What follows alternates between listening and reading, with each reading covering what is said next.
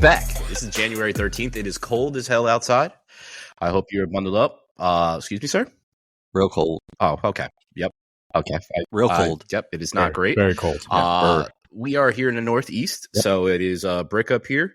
I also want to take the time while we talk about our weather is to shout out to the first responders out in on the West Coast, LA to be exact, helping support those and trying to get people out and put out these fires. It seems like the outreach has gone across this entire country, and people are pouring in to help and support any way they can. So I don't have any links, but I will find some, and I'm sure Sam will post some and direct people if you want to help and support those out there. I'm sending my love to my family because I have my aunts, uncles, and my aunt, uncle, and cousins out there. And I have several friends out there as well, too. I'm sure you guys probably have somebody that you know out there as well. If you do, or you have family out there, please stay safe and stay out of harm's way as much as you possibly can. And let's just continue to work together for sure. So I want to take the time to say that. Yeah, we'll put a link in the bio of the podcast. Thank you, Sam. Podcast episode. Yep. We got a lot of football to talk about. Is the wild card round. We'll be concluding tonight. The Rams and the Vikings. I don't know why I blanked on that one. Will be the last game. But we have some games that we've already seen. We had some feedback on our thoughts with that. Some coaching moves, some non-coaching moves, and we got some college football to talk about. Some result that I already knew was going to happen because a particular head coach is still the head coach. So we will be talking about that as well. But once again, we're back with Sam, Harrison, and myself, Branden. Sam and Harrison, how are you doing today? Doing well, man. Yeah, it's cold, but getting by. That's it. How about you guys? Great. Thanks for asking, Hayes. Is that was like a New Year's resolution that you were just going to ask us how we're doing? Just be happy I asked it because I just know that you're not going to reciprocate the question. So I know Sam will, but you won't. Wow. We gotta maybe wait in a whole year for that. 2026. Okay, so we don't care how Harrison is doing. I'm doing great, everybody. Yeah, that's true. That's a true. Do you care? Every week, that's how we start off. Is with our do you care segment. And I don't ever care. So, gentlemen, wild card. We had the Commanders, Bucks, Eagles, Packers, Bills, Broncos, Ravens, Steelers, Texans, Chargers. And as I mentioned, we still have one more game to go. So let's start with the last game of Sunday night with the Commanders beating the Bucks 23-20. Somehow, some way, the Commanders keep winning. Whether it be a Hail Mary, whether it be a dink off the goalpost, whether it be a Jaden Daniels run and dive, these Commanders, the cardiac Commanders, essentially at this point in time, continue to win, and Jaden Daniels is continuing to have, arguably now, I mean, last year we had C.J. Stroud, and we said that was the best rookie year, and now I think this might have surpassed it, being how far he's gone into the playoffs. At this point, we can look at stats and all that, but they knock out the Buccaneers, who, if you watch the game, the Bucs, it was back and forth. It was a tough, hard-nosed game. I know Baker wants that fumble back so badly, and you can see it on his face when he sat on the sideline. He kind of knew at that point in time. It was in a crucial point of the game, which allowed the Commanders to get the ball back in such a ideal spot in the field and have them be able to score at that point in time and change the whole dynamic of the game. Gentlemen, what is your thoughts on the game in totality? Like anything that stood out to you that you want to highlight?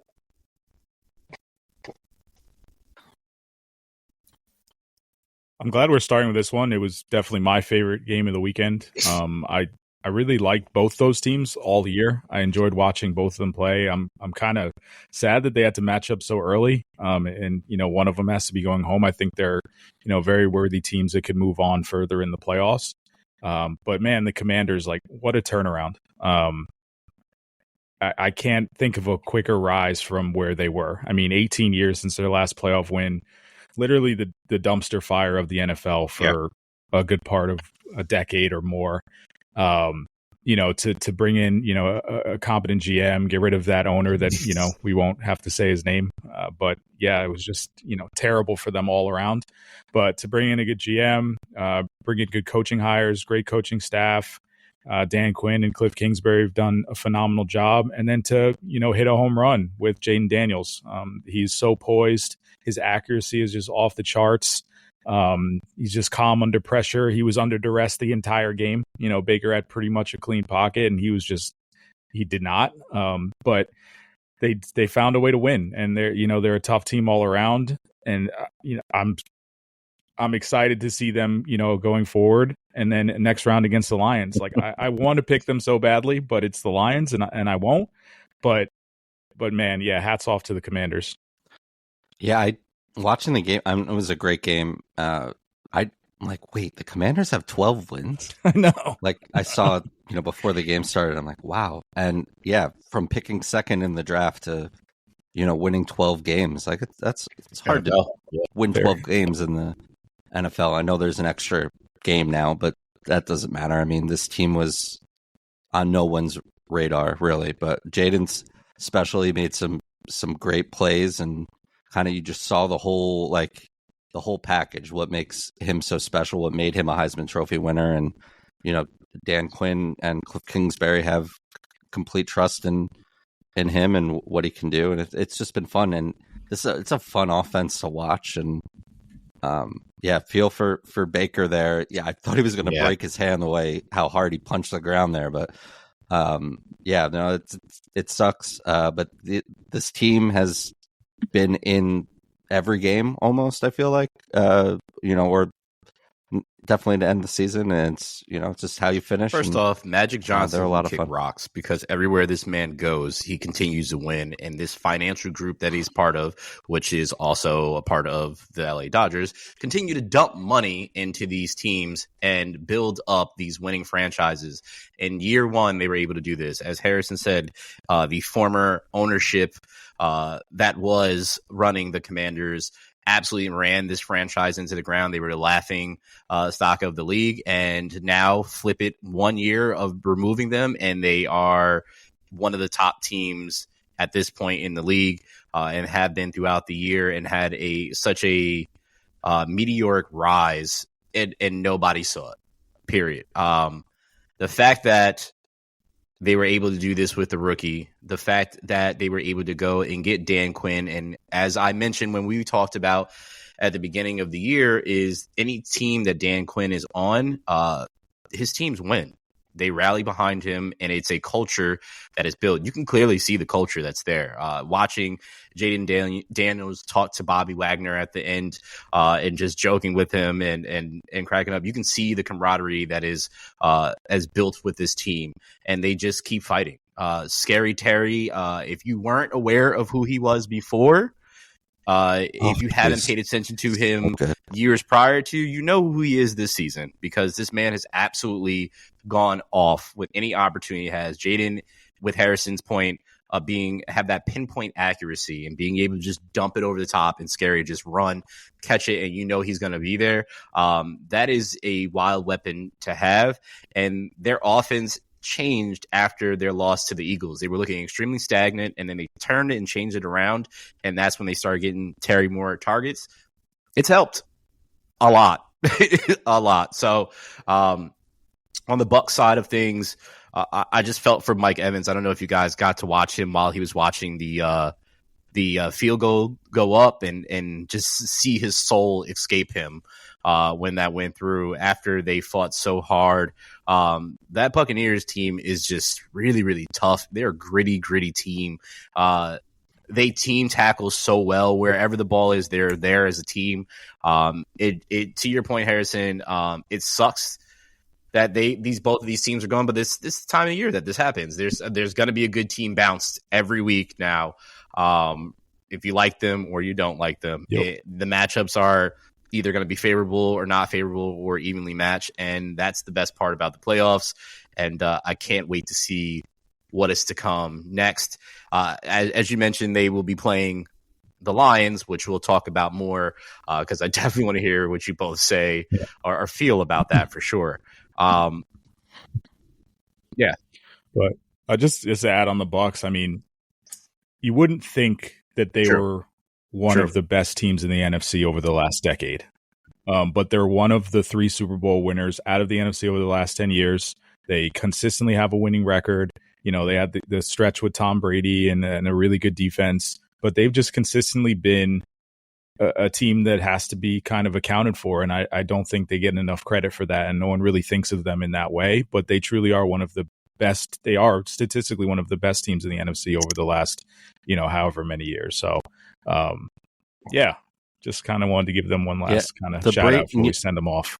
They had a great team and obviously the best quarterback of all time win a Super Bowl, but that, you're right. That totally overshadows even just the last couple years without him, Tom Brady, where they've just continued to just play great football and they draft really well. Yeah. Bucky Irving looks like he's shot out of a cannon. Yeah. Like he's so impressive as a runner. And, this defense is, has lost a lot of pieces throughout the year, especially in the secondary.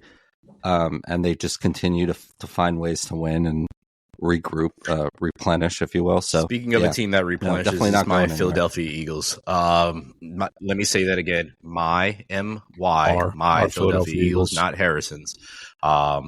But we have a challenge because Harrison said he has a bunch of Eagles gear and he said he's going to wear it next week. But we all need to see the receipts of the bank account to see if he went out and bought some because I know he does not have any.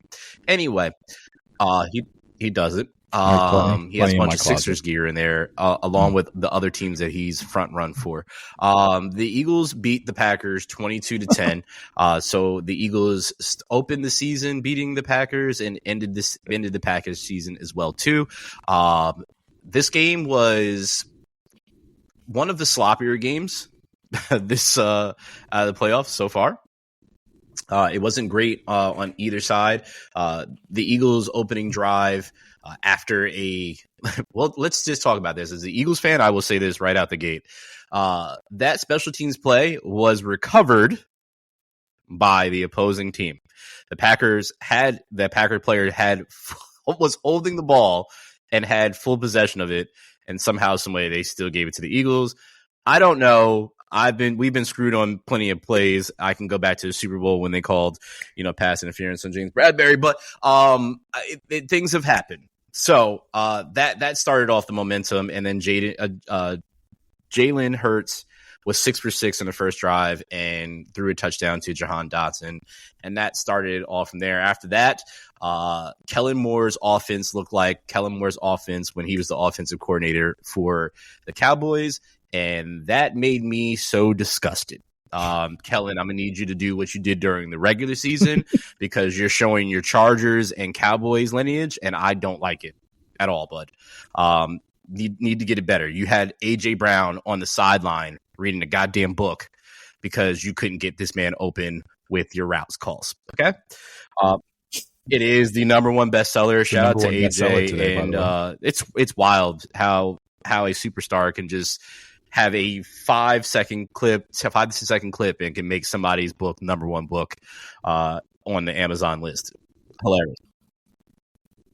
We gotta get him to listen to our podcast next week. Hit up AJ and talk some good things. We'll clip this and then we'll tag him and then let him know what the deal is. But the Eagles defense was the reason why they were able to win this game. Hands down, their defense and special teams. By special teams, I mean minus Jake Elliott because I still don't know what he's doing. But you get a Darius Slay interception, Quinyon Mitchell interception, Zach Bond interception. But big loss, Nakobe Dean has gone down with a torn patella.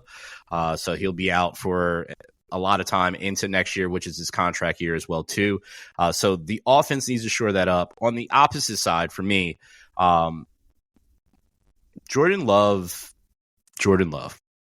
has all the arm talent in the world. Honestly, really, really does. He can make any throw, but he makes throws that he should not make, and very, very often. And he did that, obviously, 3 interceptions, as I just mentioned. And going into the playoffs, the Packers weren't looking too well either. The best thing that was going for them offensively was their running game with Josh Jacobs, and then he ran into the number 1 defense, which stopped him the first time around and did it again. He did break a huge run, but that was not enough at all. It also probably didn't help that there were body bags throughout the whole field from the Packers, because every time one of the Packers got hit, essentially they went down and went out the game. They already went into the game without having their number 1 receiver. They lost all their starting receivers in that game, lost one of their starting linemen in the game, and just continued to drop like flies. I'm sure that didn't help Jordan Love whatsoever, but the Packers got to figure it out, and Jordan's got to figure it out too, because, again, I think he has all the talent in the world, but not very accurate in times, and he's shown that. Even though he's been in the league for 5 years, he's only started for 2. And I don't know where he goes from here. So we got 1 more year to see what he does, because Harrison's 3-year quarterback rule is in full effect. So we'll see how he does at the end of the season, if he's good enough or not. 3 of them. Give him 3.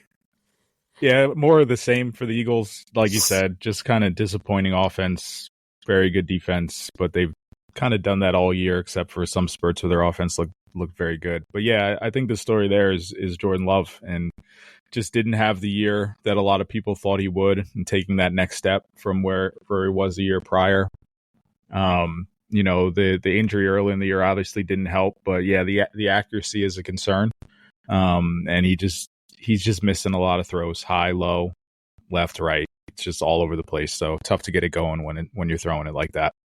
Yeah, and he had from what I remember the Cowboy game last year. He lit up the Cowboys, right? But was that more of that defense? That was more of the Cowboys just being the Cowboys. I don't remember the game after that. But, yeah, but I still like Jordan Love a lot. Yeah. That's a big spot to be in. I know Green Bay's it is really well run franchise. Really like LaFleur team, and I still think they have a ton. Yeah, I think they have a ton of talent. It's just, I think it just shows how the Eagles can beat you. You mentioned it, Hayes. Like with defense, it wasn't entirely. It could be any part of the team any given week, and that's how great teams win. And I think it just in general, it just shows how what I've noticed from the playoffs so far is just like how important running the football is. Yeah. And whether it's from the quarterback position or in the backfield.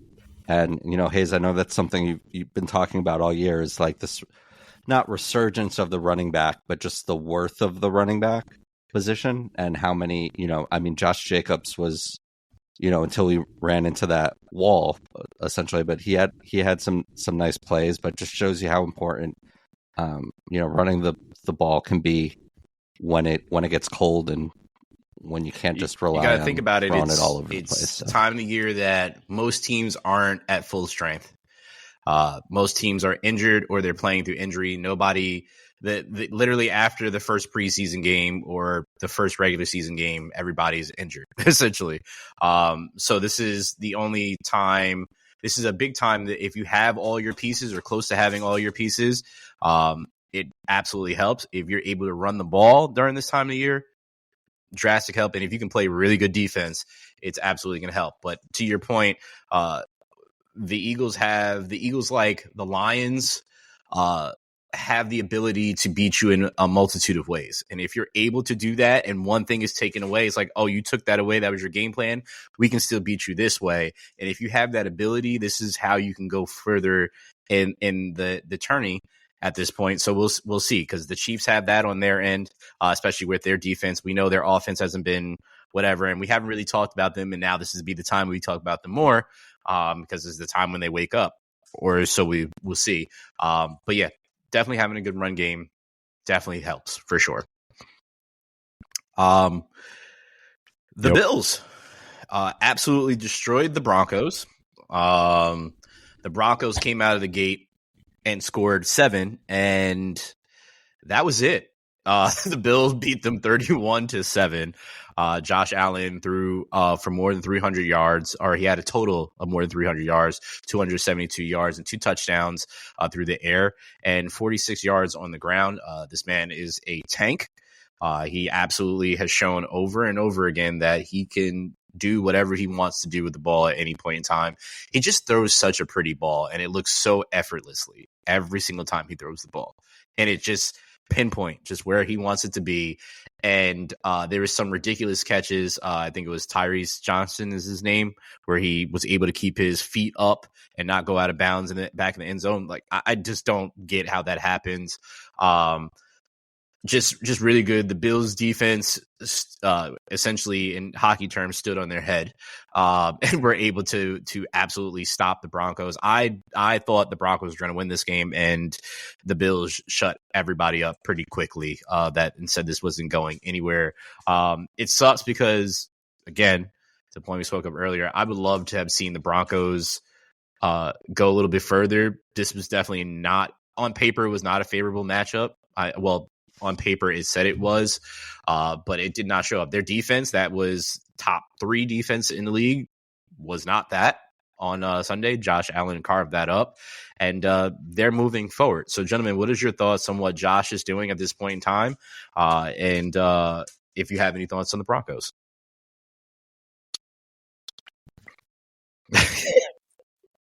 Go ahead, Sam.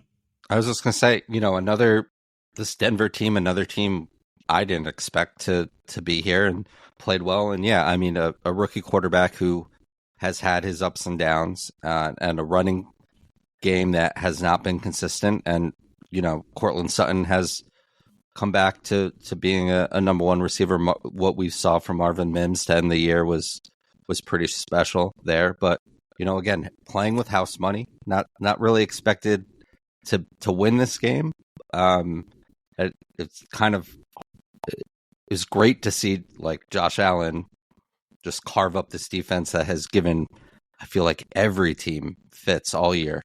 And, just shows how special he is and how special this team is, and an environment that they, in Western New York where they play is, that ultimate home field advantage there. So, yeah, kind of just a team that seemed like they were just playing above their heads in Denver. But, that said, just a dismantling on Buffalo's end, and sets up for a really fun run to the Super Bowl there for Buffalo. Yeah, I didn't see much of a path for the Broncos to win this game. I mean, the Bills are the top for the reason, and then it's just like, this is what a rookie quarterback on the road in the playoffs is supposed to look like. Like Jaden Daniels is the anomaly. But that's kind of what you get. And especially when you really don't have a running game to lean on. They didn't have that either. And then you get down early, and there's not much you can do. It kind of snowballs from there, pun intended for Buffalo. But yeah, I didn't watch much of this game. It kind of knew or figured it would go the way I thought it would. And then looking at the score for the Eagles. Yeah, exactly. That's what it was Getting doing. ready for my team. Yeah. But yeah, good season for the Broncos. They definitely need to kind of shore up some running game stuff to kind of alleviate some of the pressure on Bo. But he looks so much better in the second half of the season, and that's great to see for him, because Sean Payton's offenses are notoriously hard to kind of get your hands around. He's got like 700 different calls and names for plays, and to see a rookie quarterback, grow from there and get better as the year goes was good to see for him. So yeah, they got their quarterback of the future. They got a solid defense. Let's build some pieces around that, and I don't see why they're not kind of back. They'll definitely be around for a while.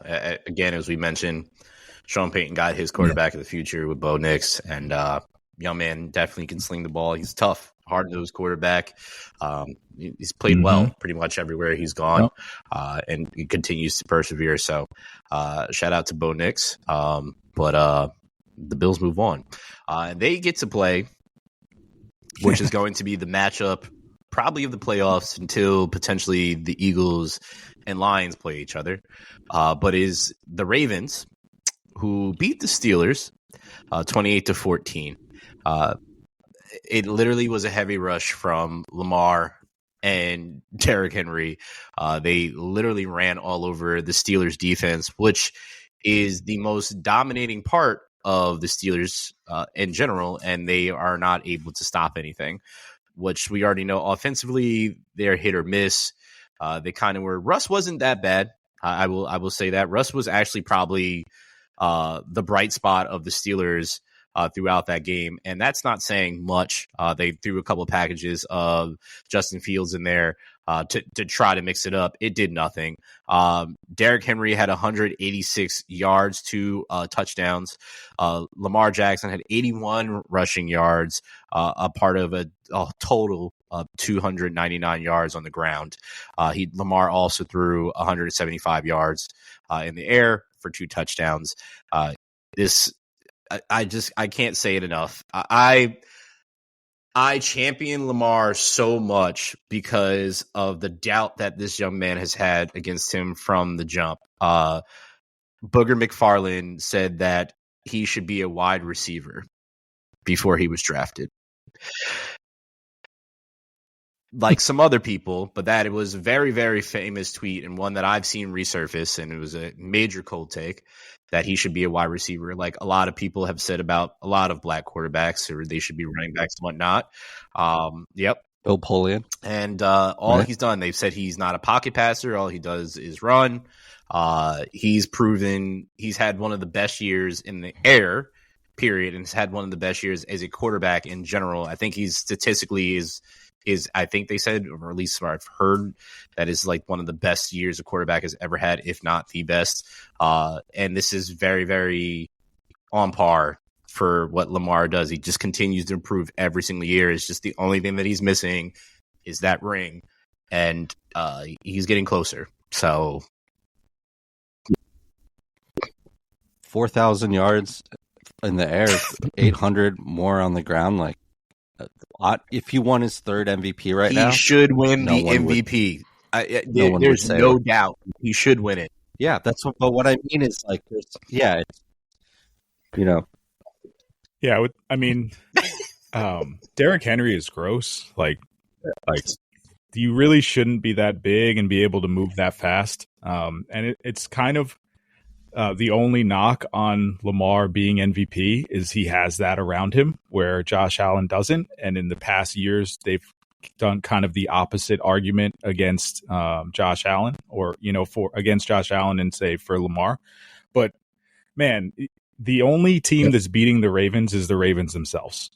If they're able to just establish Derrick Henry and then play everything off of that, the read option and then the passes out of the read option, but it all has to roll through Derrick Henry. He's the best player on the field in any given game, other than maybe Saquon. But yeah, this is the playoffs, and it's like we're going to keep touching back on this.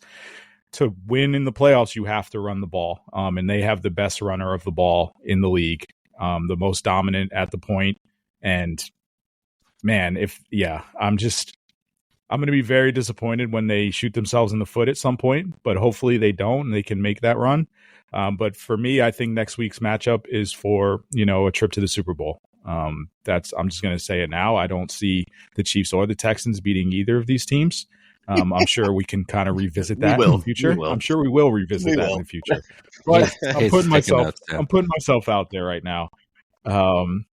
So yeah, there we go with that. And then with Steelers, what a disappointing kind of end to the year. Really hit a wall there. Not sure where they go next. I mean, I would like to see Russ back. I thought he did well for them, but I don't know what else you build around that. I mean, the defense was still great, just not good enough at the end, and just not putting up enough points against these upper echelon teams. So, yeah, curious what they do. I was saying, watching the game with my father yesterday, I was saying and we talk about this with the Eagles all the time. Like, how did the league let Derrick Henry go to the Ravens? And it's the same kind of thing. We joke around the draft, like how did the league let? And I don't mean like the league is fixing it. I mean, like, how do other GMs and whoever like let these moves happen? like, and don't get in front of it, Jerry Jones. Like the one thing that, you know, the bugaboo for this Ravens team and what cost them a game against the Chiefs were they weren't running the ball despite how electric Lamar is. There's so much inconsistency and injuries in that backfield between J.K. Dobbins missed the whole year, Gus Edwards, Keaton Mitchell. Like, there's not much here. And you just get one of the most prolific runners in modern day football. Like, guy's built like an edge rusher. And he's as fast like as can be. And how does this happen? But yeah, kudos there. And even with Derrick Henry carrying a huge load and like having great stats, Lamar's numbers are better than Josh Allen's. So it's you know, it's interesting. But yeah, I think the Ravens can only beat the Ravens at this point. I agree with you. I've been going back and forth on who I have for this game. We'll get to that, but the next game. But yeah, just an impressive win from this Baltimore team, and what the Steelers lost like 4 in a row to end the year or something like that, including the playoffs. Like, not what you want. I'm just glad. Hopefully Arthur Smith won't be the next head coach of the Jets. That would just explode, I think. So, you know, it's for the Steelers, which the Steelers are known for their defense, and the fact that their defense hasn't shown up and they have had this skid going into the playoffs is scary. But also offensively, the Steelers haven't been anything. I know they're known for their defense, but offensively, not too much. And I know we're going to talk about Tomlin very, very soon, unless you guys want to talk about it right now. But something needs to change, because in that division, I'm just going to assume going forward, the bottom of the barrel will be the Browns holding because of their situation. But the Steelers are probably going to be right after them, because I can't imagine next year that the Bengals don't throw every ounce outside of throwing money to Jamar Chase at their defense to improve that. If their defense is a lick better, I saw a video. I don't know, did you share it, Sam, or not? Or I might have seen it on my own. But a guy went back and looked at all the teams that lost by, I think it was like on the last possession or by one score, and flipped it, and the Bengals record would have been absolutely astronomical. Like, they would have been the best essentially in the league. To think about that by one scores happen. And I know that can change, and they just needed some defensive stops and some things to go through, kickers to kick the ball. This has been the year of kicking being terrible. So I just think that the Steelers have to really, this offseason, figure out what they want to do, because if they don't, the Bengals are going to be running away with this division, or the Ravens, and they're just going to be looking up like, we don't have a chance, even though there's a chance to get in with 3 teams and how strong that division can be. In my opinion, they 100% need to improve their scheme. Is, I think, the biggest thing. I think they definitely have the pieces on defense, and offense they have some of the pieces, but need to solidify something, because it doesn't look like the Steelers that we grew up watching. Yeah, they've been at a crossroads for a while, as you point out, and you know, I was killing them in the preseason, and I know in the preseason you run a lot of vanilla looks, and you're not showing anything, but it's just, you know, going from Matt Canada to Arthur Smith, in my opinion, is a like sideways move. Like, it didn't do anything there, and just that offense is just so dated. And what it works for the Steelers, and you know, they want to run the clock down and play great defense and do all of that. But no, now you're at a crossroads. Now you don't have a quarterback that under contract, because I think Fields is a free agent too, right? So Najee, you didn't pick up his 5th-year option, fine. You know, Jalen Warren I like as a running back, but he can't carry. He's not a 3-down back, so you got to do something there. And yeah, I mean, George Pickens is great when he's on the field. I like your boy Pat Freiermuth, but like, what else is there on this offense? And I think a lot of just the looks are outdated and kind of need a, you know, some refresh in here. But I've been pounding the table for that with this team for a long time. I think they're kind of just Their success is their own worst enemy at this point because they've never quite bottomed out. So, if you look at their roster up and down, like in their division, could you name a position that they have the best player in that position in the division other than TJ Watt? Like, no. Like, they don't have one of the best receivers. They don't have one of the best running backs. They don't have one of the best quarterbacks. And you can go down that line on defense as well. Minka, like, that's it. I don't know. I'm not looking at the other safeties right now, but But it's like, at those impact positions, they're always, as of now, going to be behind the Ravens and Bengals, and the fact that they beat those teams every once in a while is a minor miracle, actually. And you can point to, I know Mike Tomlin's in the, news, late or today because of kind of his mid record, but you kind of have a mid roster. So to have the success they're having with, what he's coaching in front of him is impressive to me. So yeah, I don't know. Like, it's that thing, like, if you're in the middle, do you bottom out? But they're not quite in the middle either. Like, they still have a chance every year, which is just a hat tip to their coach. So yeah, they're an interesting study on what they do next, because in order to get better, they might have to get worse. Talking about it, we might as well just stay here for Tomlin real quick. The word has been going around: do the Steelers move on from Tomlin? Do they stay? My honest opinion is, if you think they should move on from Mike Tomlin, I think you are an absolute idiot. The reason why I say that, and I say that non-respectfully, is because he continuously wins. Yes, obviously in the playoffs, not so much, but Harrison highlighted the biggest point and most blaring point to me is you want somebody to create a multi-million-dollar franchise, let's just say a multi-million-dollar business, and they have shit employees. How do you expect that to happen when that doesn't happen? When you don't have the pieces that you need? One person can't create and make and mold something completely. You need people in the right places to do certain things because nobody gets there on their own. Tomlin is running, as Harrison said, it's been since Ben Roethlisberger left and retired, it's been a merry-go-round of quarterbacks. Mason Rudolph, Kenny Pickett, what's his name? Mitchell Trubisky, now Russ and Justin Fields, and some others in there as well. I don't know how you expect to win when you can't keep a quarterback that is actually viable to do what they need to do. And then you don't have, as you said, top players on offense. Like Pickens is the best. I mean, they had AB, but we know how that went. They had AB, they had Juju, and Pickens now, Le'Veon as well. Yes, but there's been some pieces, but collectively together, like that was the Steelers that were kind of left over from when Ben was still there and going from there to now. Like the pieces have not added up to anything. Yes, you have TJ Watt.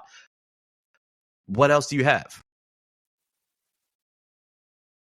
I think, yeah, I mean, to that point too, I mean, Mike Tomlin's the only leftover from that like golden era. And I know like this team is fortunate to have 3 coaches in its lifetime and of a franchise and 3, Hall of Fame coaches. But the Mr. Rooney passed away years ago, right? The GM name is Kevin Colbert. He retired a couple years ago. He was like, here, drafted Kenny Pickett and I'm retiring. It's like, okay, great. And Mike Tomlin and Ben's obviously gone. All of those skill players are gone. And like, this is what's left. And the Athletic had a really good piece about this either yesterday or today. And it said, Tomlin keeps winning, but stopped contending. So from 2007 to 2016, 10 seasons, 3rd in regular season wins. They were 8-6 in the playoffs. 2017 to 2024, 8 seasons, 5th in regular season wins, 0-5 in the playoffs. So tied for 25th. No playoff wins since 2016. So like, again, it's kind of the last of this is not working for the Steelers. But to your point, Harrison, they're they're winning, but they're not winning, every now and then we have this conversation about John Harbaugh too, right? Like, is it over? What have we seen enough? Or the Ravens tired of John Harbaugh? Because there's the baseline is so high that it's kind of like we're okay with just making the playoffs, maybe winning a round, and that's it. Not that they're okay, obviously, but they haven't been able to. At least they're winning playoff games. Yeah, I disagree with Hayes. Like, you have a proven commodity at head coach. We know he's a good head coach, and you're on the quarterback merry-go-round. Like, if you want to get on the head coaching merry-go-round as well, then you're truly just the Browns. And then you really are, the bottom of the barrel. So, yeah, I think their problems are elsewhere all along the roster. I think you can win regular season games with scheme and timing and matchups. Yes. But I think you win playoff games with talent. And if the players and the talent aren't, up to par, you're just going to lose to better players. True. Like, that's just very, very true. That's just kind of how it goes. Great segment, well guys. said, Like that. Very well said. What was not great was Justin Herbert. Shocker. But the Texans beat the Chargers. I will not cut him some slack. The Texans won 32-12 over the Chargers. Their defense overcame an early deficit of 6-0 and then took control for the final three quarters because Justin Herbert was on the other side, throwing 4 picks. And 2 pick sixes in the second half. One, to be fair, was definitely off his receiver's hands. Question for you guys real quick. If the ball is off the receiver's hand. Okay. Thank you. It should be the receiver's interception. I think they need to change this because it's that pick six that went to, I forgot who the DB was, but literally went right off his receiver's hands right there. Boom, the two up and then gone. Like, that's not Herbert's fault. That was not Herbert's fault. Yeah. The one before that was almost identical. Yeah. It was a little high. John Madden said if it touches your hand, you need to come down with the catch. And that is true, but that is not the case. And this is the reality that we live in. And Justin Herbert still threw 4 picks. And again, the Chargers lose again. And essentially choke. Those 4 picks were more than he threw all season. And that's a hell of a stat. That's 504 pass attempts this year. He threw 3 picks. Nuts. Which is nuts. Insane. Unbelievable. The Chargers are. They were very safe. They were very safe with him all year. In the beginning, yes, he was. He was hurt in the long preseason. Yeah. So. Yeah, but I didn't expect much of this offense. Yeah, they ran a lot of vanilla offense, and they were very safe. Chargers in but it's still I don't know what impressive. they did, who they did. Like, it just. I disagree, man. I mean, look, this game. I didn't see all of this game. This game was bad. Justin Herbert, and he owned it. And I like Justin Herbert, and I would take Justin Herbert in a heartbeat to run my team or to be my quarterback. I think he's top. I don't know. We could do this another day, but he's top 10 quarterback in this league, and he hasn't won anything. He had that big game against, he choked. There were a couple choke jobs in there. Yeah. But it is what it is. What I think that no one expected anything from this Chargers team. We all like Jim Harbaugh, and he got this team to 11 wins in a division like similar to the Broncos. No one expected them to be here, especially coming off of Brandon Staley, who lost games like this left and right. So, I mean, I think they found their head coach. I mean, Jim Harbaugh is a proven head coach, football coach in general. And I think they have their quarterback. It's just like, what are we going to do? Like, how long is J.K. Dobbins going to provide for you? Ladd McConkey, with great season, incredible season for a second-round pick that no one really expected anything out of. But, what else is there on this offense? And then Khalil Mack, mulling retirement, like Joey Bosa's another year older, cap problems. Like, what's next? So I don't think it's all doom and gloom here. Here. Flat out said you disagree with me, and you pointed out every single point of why I said they're in purgatory. So thank you, because this is the exact reason why I believe they're in purgatory is that they have key pieces. They've had key pieces over the years. Obviously, we know about the coaching prior to. You said that Nobody expected them to be here. I did, because they have all the pieces and they have the quarterback that is a top 10 quarterback and has a potential chance of getting them somewhere. We always thought once they had a coach, that they would go somewhere. So they have a coach and they had a potential of going somewhere. They didn't, which is why I said they're in purgatory, because it's what do they have to do to get themselves over this hump, because they can't do it. This is year one of Jim Harbaugh, though. Like, Mike Tomlin and the Steelers are in purgatory. Like, I think it's I don't agree. Harrison. I think the Browns are in purgatory. I think if you have a head coach and you have a quarterback, there's no way you're in purgatory. I think you can draft skill positions. I think they need to draft some wide receivers and a running back and some defensive pieces. But on the outside, I think their interior is solid. And like Sam said, it's year one under Harbaugh. Herbert is, yes, he had a bad game. 2 of those picks on him, 2 of those picks on his wide receivers, which they don't have any wide receivers other than McCarthy, who's solid, but he's not a number one option at wide receiver, or maybe he can grow into one. 9 for 200 or something like that. And he had the one big 85-yarder, which was electric. But yeah, I think they need to build up their skill positions. I think they're in a good position to build better because you have those key pieces at quarterback and you have it at head coach. I think purgatory is strong. Are they in the middle? Do they need to make improvements? Yes, absolutely. But would I take this team's roster over another half of the leagues? Again, yeah, both are agreeing with me, but you're using the technical term of purgatory to the extent, which is why I'm saying you both are agreeing with fair. What I'm saying. That's fair. Is they have all this talent that they just cannot get over the hump. We're saying the same exact thing, is what gets them to that point. They've had the issue was, again, right.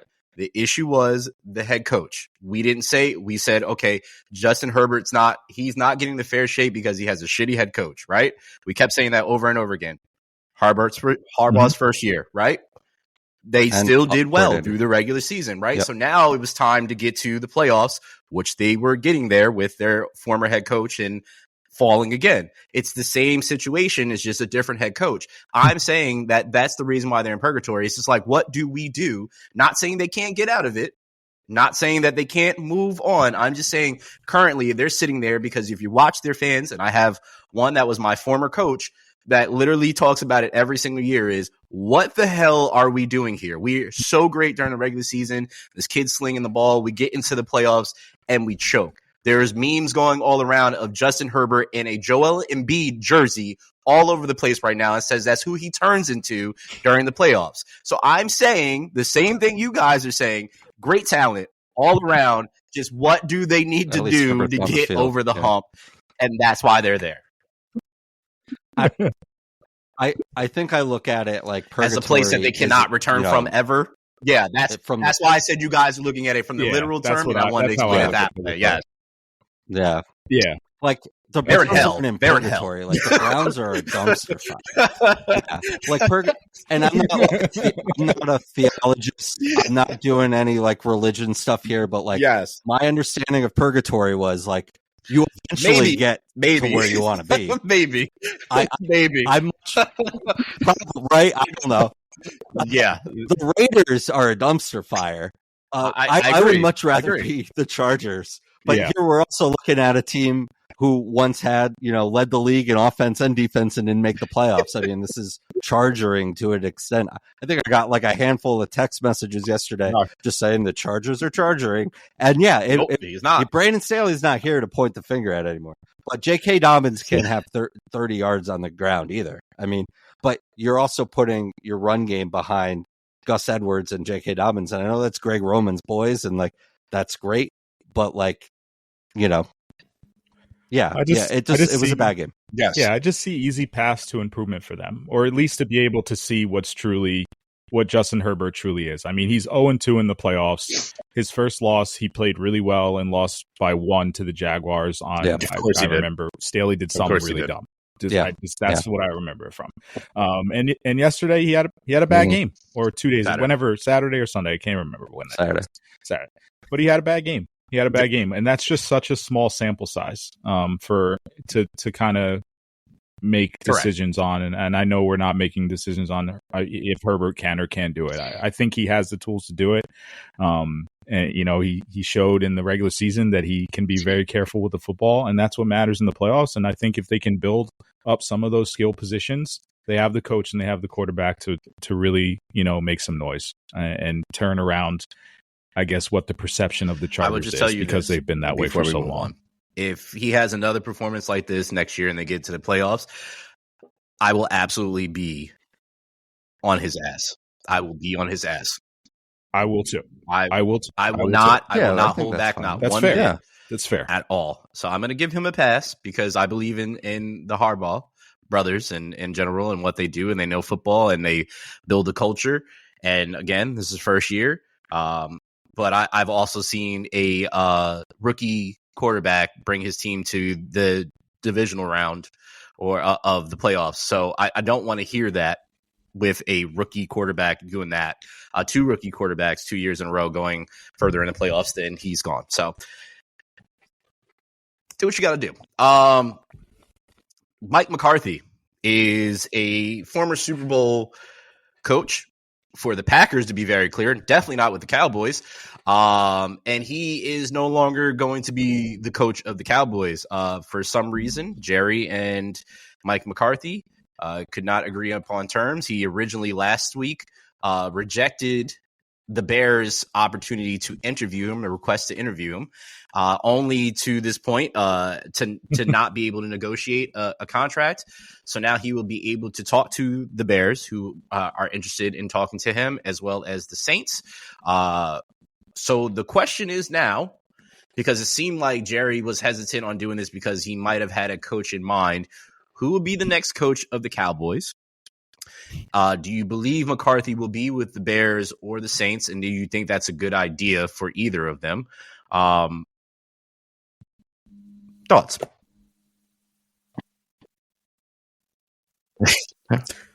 I'll apologize in advance for being like Twitter hot takey, but it's probably going to be Dion, because why wouldn't Jerry do crazy shit like that, right? And yeah, I definitely see Mike McCarthy being the coach of the Bears. I think that's going to happen. I think that is such a Bears thing. Oh my god. Yeah, I mean we have 2 very Bearsy Cowboysy things that are about to happen. I think he'd be a better fit with the Saints. But I don't. Okay, let me be fair about this. I don't think currently right now Mike McCarthy is a good fit for any team because of his offensive scheme or his schemes in general. They seem very dated and predictable, and it's not up to age. I believe that the right choice for the Bears head coach is the offensive coordinator for the Commanders, his former coach in college, Cliff Kingsbury, who wanted to have and be connected, which is why Caleb was linked potentially with the Commanders, but there was no way that was going to happen. The Bears weren't going to pass up on him. I think that would honestly be the best coach there. McCarthy going to the Saints, I could see that happening. But as you said, the Bears are the Bears, and they're just going to do dumb things, and they'll probably get McCarthy to be the guy that oversees Caleb. I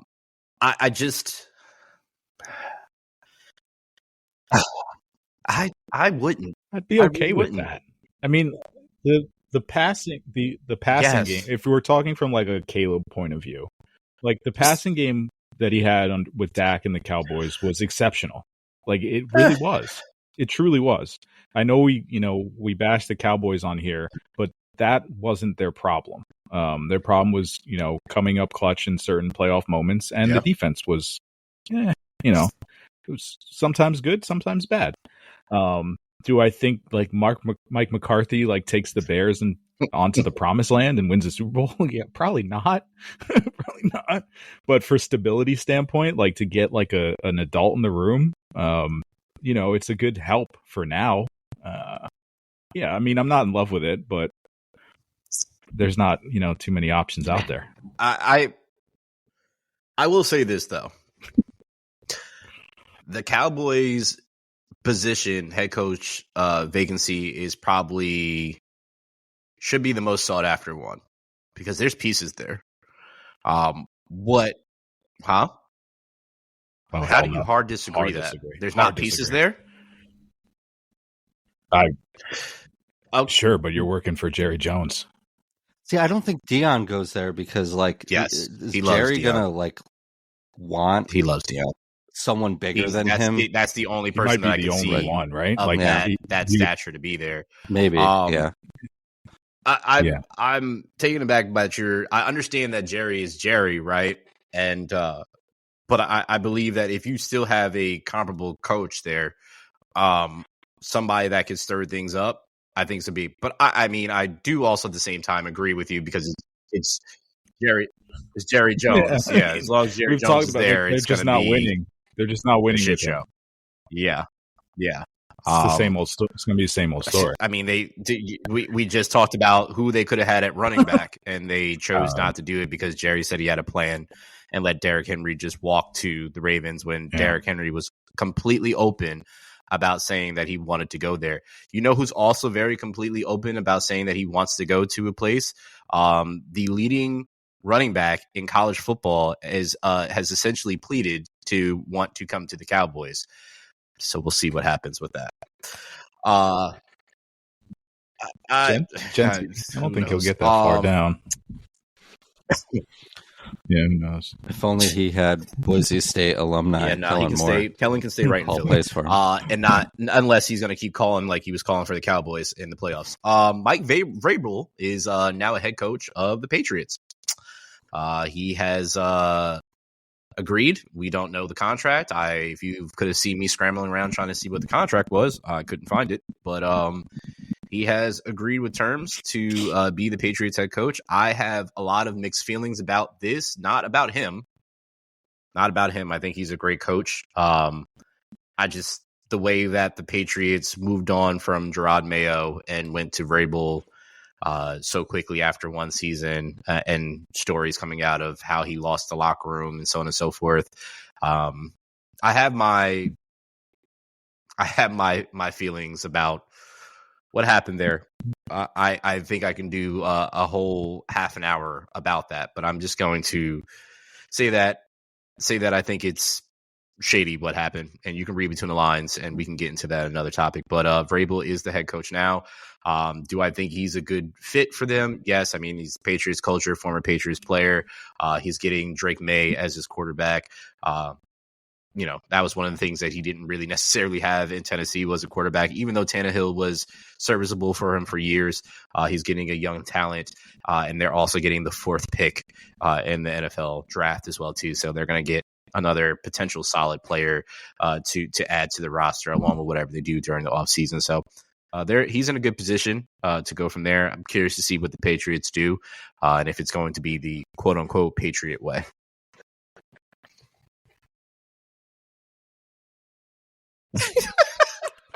Nothing really to add here. It is. It's weird. It is. Yeah, it's weird. There's some weird stuff going on weird. there. I don't know what to make of it. I mean, they got their guy. Who knows? Apparently, they had their guy last year. I just don't have enough insight into he only got 1 year. Yeah. I don't have just don't have enough insight into what was truly going on there, nor I think will we ever with how kind of how they run the organization and what kind of news gets out. And it's kind of stinky. It smells like poop, probably is poop. So it's a poopy situation. Playoff picks. Playoffs. Wild card. All, and by we all, I mean Sam, Harrison, you guys, and myself all went 3-2 for our picks. For the game this evening, Sam and I and you all as listeners chose the Vikings. Harrison is the only one that chose the Rams, and you could potentially be right. So we will see what happens. Either way, I will be fully invested in this game because the winner of this game plays my Eagles. My chest. So yeah, final regular season, week 1 through week 16. Sam has put this out here, and I'm going to start. Excuse me, sir? I forgot to do it last week. It's okay. It doesn't matter, sir. I forgot to do it last week. That's all that matters. Yeah. We'll start in 3rd place. Okay, here we are. Harrison. 155. Hello, friends. Hi, friends. And 85 losses. I mean, it's okay. Sam, Hey, look at 164. Yeah. 70 games over 500, and he's, I'm a loser. You are. Yeah, You are. absolute loser. Sam, 164, 68. And the winner by one game, me, 165, 67. I'd like to thank the Academy for this win. I appreciate you all out there for listening and having faith in me for giving you your picks every week. I try my best to win this for you guys, so I appreciate it. And next year, I will do even better to crush Harrison and make sure that he stays right where he belongs at the bottom. So thank you all for coming. Appreciate you. I wish we had the. Sorry, I wish we had the percentages there. So I just looked up True. How often do all the favorites win in the NFL? So since 1985, NFL moneyline favorites have won 66.5% of the time. Is that good? Would I have? I don't know. Hold on. What's the math? I need the math there. I really need the math on this because next year I might just pick all the favorites. Your winning percentage is 65%. That's hilarious. That's hilarious. Look at that math. You might have to be a little more I mean, the thing is, once you get down, is you got to start doing extra picks. And to be fair, you went out on a limb for several to try to make up some ground, and that kills because you're damned if you do, you're damned if you don't. So it's you got to stay even with the pack the whole time. So let's just see what you do. But week 16 final, I was 11-5, Sam was 10-6, and Harrison was 8-8. Great record. You know what the game was, Hayes, that decided our championship here for the regular season? It was 49ers Dolphins in week 16. Harrison and I had the 49ers. You had the Dolphins. Your dad's Dolphins. And that team, shout out Papa Hayes. Papa Hayes helped you seal the deal. Once. Yeah. He can never hear this podcast because he'd be the happiest person. Like, oh, you chose my Dolphins, huh? And it got you to win. yeah, whatever, Pops. Divisional round, Saturday, January 18th. You got the Texans, the 4 seed, at the 1 seed, the Chiefs, 4:30 p.m. on ESPN. We all have the Chiefs to win that. I hope the Texans win somehow, some way. Number 6, Commanders at number 1, Lions, 8 p.m. Eastern on Fox. We all have the Lions, but I also hope the Commanders win because I would love for the Eagles. I want to pick I want to pick the Commanders bad. They're honestly one of the best offenses that we ever seen. If they're going to play defense, the Lions play defense like they did against the Vikings last week. It's going to be over early. It's going to be trouble. Sunday, January 19th, it will be either the Rams or Vikings at the Eagles, 3 p.m. on NBC. We all have my Eagles. And my Eagles. Our Eagles. There's 3 seed Ravens at the 2 seed Bills, 6:30 p.m. on CBS, and we all have the Ravens. Also, before we continue, shout out to Nate Burleson and the SpongeBob simulcast. It was phenomenal. It was also phenomenal to have Mixon wear the slime on his head at the end. Really, really great. Love that.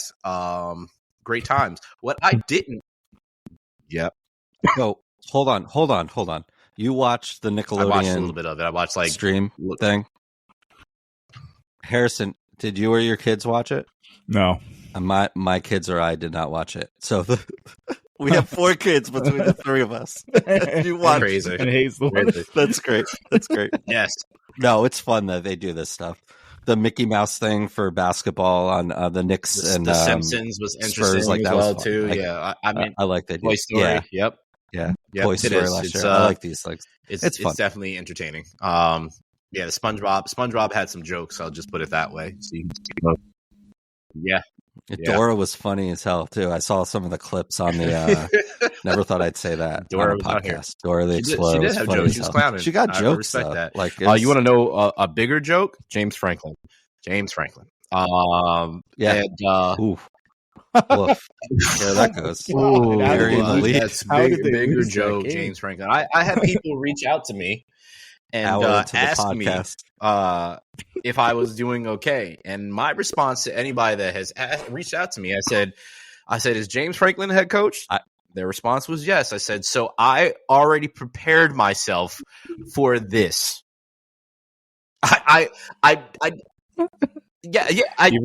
Even in our text thread. Yeah, we didn't even I was afraid at halftime Franklin was going to fail his way up. He was going to do something stupid, but still go to the national championship. There is no way. I want everybody to know in our group chat. Harrison texted very early. When I know you did. I picked Notre Dame, and I really like Notre Dame. I love Marcus Freeman. But Harrison texted super early. They looked so overmatched in that first quarter. Once he sent that text, it was not even funny. Penn State is looking like they got this. I had friends texting me it was over, and I said, "You clearly have never watched a Penn State game because this is not over." And sure enough, it wasn't, because Notre Dame came storming back and ran right through Penn State, and Drew Aller just decided to throw across his body on the third read and say, "This is a great idea," and then talk about it at the end and say, "I was trying to get it at his feet." Well, Drew, you missed his feet by 5 feet because that was nowhere near his feet.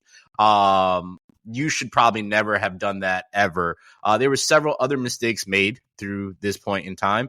But mistakes were made. They choked. And I honestly, I think I said it to you guys, or if I didn't, I definitely said it to somebody. It obviously was not James Franklin's fault that Drew Aller threw to the third read across his body, which you're never supposed to do. That was not his fault, clearly. But exactly. Or you should have been in the headset, like you said, or like they have the opportunity to, is if you see nothing, throw the ball away. It's only we can get to second down, and you give the game up right there. Period. The game's tied, by the way, at that point in time. Game's tied. If you don't score, you go into overtime, and you have a chance to do what you got to do, and you just. They might have won that game. They should have. You go away. This is okay. Okay. This is. It was insane. This is what happens with a James Franklin team. This deserves a meltdown, because what James Franklin does is he watches his team and he says, "Okay, this is what we're doing good in the first half. We're going to do the exact goddamn opposite the second half. This is what we're going to do, and we're going to win that way because I'm going to outsmart you because I'm a big brain coach, and I'm going to make sure my guy now passes." When you have Allen and Singleton running all over Notre Dame, they cannot even stop these dudes. They're huffing and puffing trying to stop these two, and let's just keep passing the ball. Now, to be fair, Drew Aller does not turn the ball over much. He does not. He protects the ball very, very well. This was your chance to get to the national championship, and you're destroying this team by running the ball, and you start passing. You're an idiot. You're an idiot. It's very fair. It was so bad. They were literally, the offensive line was pushing the defensive lineman on Notre Dame back 5 yards. Not a match for it. Not even a match. Offensively and defensively. Yep. And then it just changed. And it's just why? And thank you for your answer, Hayes, because I definitely did not. I watched Penn State here and there, but not enough to kind of come to that conclusion. That wasn't part of my reason for picking Notre Dame. But I did not see them getting dominated on both sides of the ball on the line like that. I'll say, Hayes, that's consistent though, because he's been saying the same shit about James Franklin for years. Yes. It's like the Brandon Staley asterisk. Okay, well, he's gonna, if there's a way to screw this up, Brandon Staley's gonna find a way to do it. And you know who doesn't do that, or it doesn't happen too much? Like Dan Campbell, equally as aggressive as Brandon Staley, but he's not looking at metrics. He's just Jared, you want to go for it? Let's go for it. And it works because it works. Sure. It's just that what's the volatility of James Franklin just screwing someone up? Just the feel of the game. Like, I don't know, man. They need to check his senses because I don't think that man here. feels when it comes to that because he's 1-14 against top 5 teams since he's been with Penn State. The last time they won was in 2016 against Ohio State, who was number 2 at that point in time. He has one win against top 5 teams. He's been a coach that long. He's been coached that long? Yeah.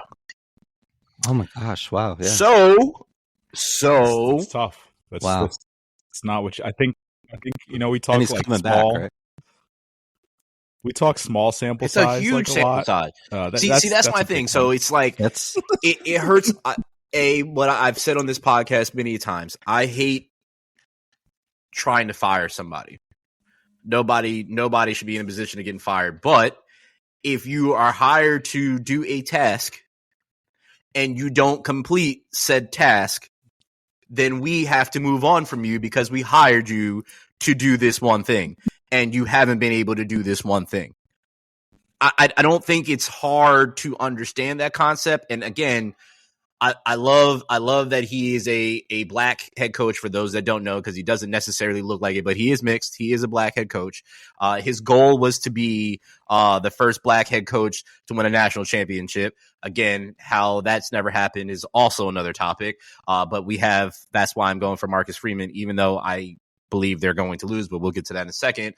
I want him to win because of that history. But at what point in time does the Penn State alumni, what's the head of athletics, look at this and say, hey, listen, AD, yeah, we're not winning. He's bringing in great. It's crazy because this is the thing. It's like the Tomlin situation is he continues to recruit great players. You've had Micah come out of there. You've had Abdul Carter. You got Warren coming out of there. You had Saquon come out there. You had Sanders come out there. You have a Fryer move. I can keep going on great names that are in the league that came out from under him.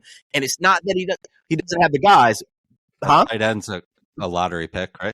Yeah, Warren and Abdul Carter are going in the top 10. Yeah.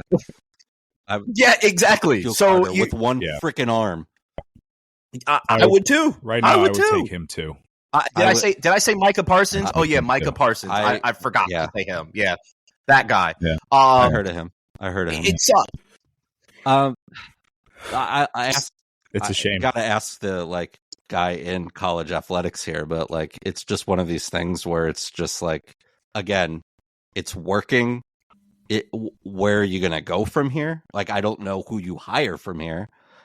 I think it's just kind of. I don't know. Ryan Day was left for dead just weeks ago, and now he's on his way to a national title. In college athletics world, they have a much harder ceiling. They might have maxed out, because you're always going to be going against an SEC team or an Ohio State, and now a Notre Dame, which has each playoff win they get $14 million share that you have to share with your conference. All that money. Notre Dame's not in the conference, so they get the entirety of that money. So the salary cap in college athletics for football in the years coming up will be $29 million that you can spend on a roster. They can fill that NIL or coaching or correct. Okay. Salary cap. It's basically a salary cap. Okay. Notre Dame's got that covered, so the playing field's going to be much more level now. With Penn State, they're a smaller state university. They're huge, but they're Pennsylvania, so you're always going to be going against the Alabamas and the Texas and the Ohio States and the Floridas of the world.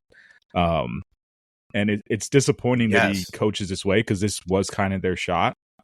In a sense, I don't think either of those teams would have beat Ohio State or Texas coming up, but you still get a shot at the championship. So they're in a tough spot, and your years are successful, but they're not in entirety what you really want. But you run the risk. Is it worth the risk to say we think someone else can get us there? But knowing full well what your limitations are. To be fair, is they thought that with Joe Pa and then they went from Joe Pod to James Franklin, and James Franklin continued to go from there. So it's possible, but also to even piggyback off the money, Notre Dame for making to the national championship, they now in total have $20 million that they got.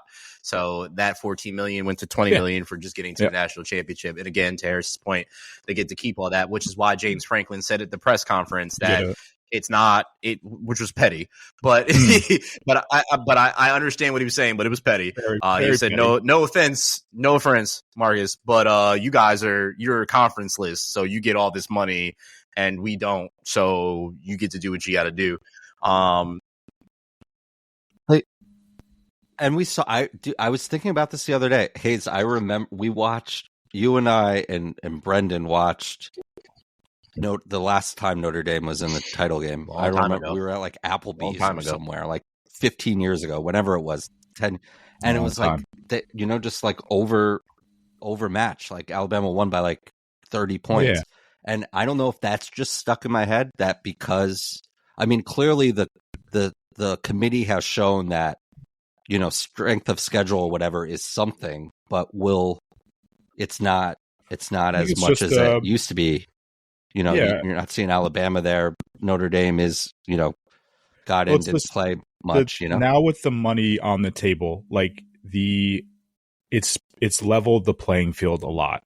And that's, Notre Dame, took a downturn because of that. And I don't want to oversimplify it, but football is really damn simple when you get after it. If your guys are bigger on the front, you're probably going to win that game.